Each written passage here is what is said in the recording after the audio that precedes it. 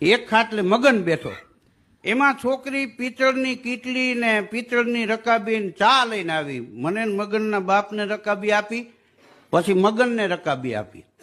પેલી જ રકાબી મગનની પરી, કારણ કે મૂર્તિઓ દી હતો, અમે તો એમને ગયા હતા ટેકામાં. આમ મગને રકાબી પકડી અને છોકરી આમ કીટલીમાંથી ધાર કરી ચાની, તે કાંઠા સુધી રકાબી ભરાણી, એટલે મગનના ટેરવા દાઈ ગયા.